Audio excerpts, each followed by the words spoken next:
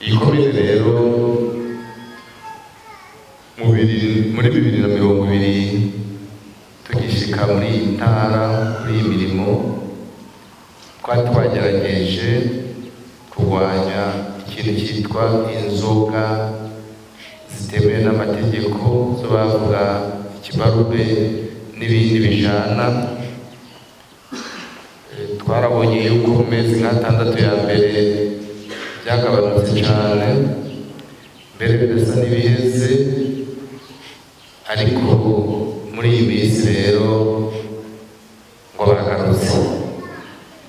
Sinzi igituma, ariko hari bateye igihuha yuko aho nyine icyubahiro avuze ati mugabanye abantu mu bushu, abazikora nabo baciye bumva yuko ngo batazosubira gufatwa.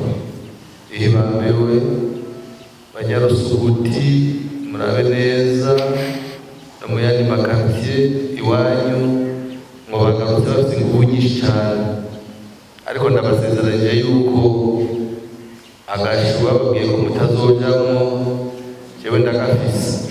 Zobajana abajejwe imanza nabo bari hano bazobacira imanza kugira ngo ivyo bintu bisubire bihagarare burundu, kuko nibitera soni kubona aha Kuryamivu twahasanze abagabo mu masaha yine y'umurango ubona bagenda basusumira nk'abakeneye kota. Ni nacyo gituma twafashe ingamba icyo gihe zikomeye zo kurwanya icyo kiza cy'izo nzoga.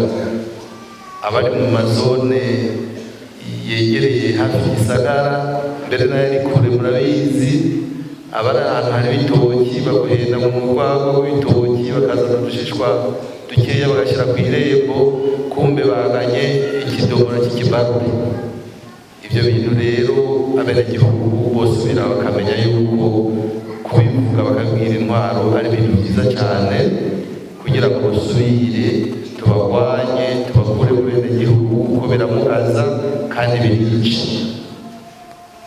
Sinzi ko tuzoronka izindi nyigisho tuvuga, mugabo ntihagire uwihenda. Ubu uzosubira kugarukana ibyo bintu azorara mu mpimba. Tuzomucira urubanza tuzomufata mu gitondo, tumucire urubanza ku mugoroba, agende aruhukire mu mpimba. Wabahenze ngo nyine icyubahiro yavuze ko nta muntu azosubira gufungwa, sibyo.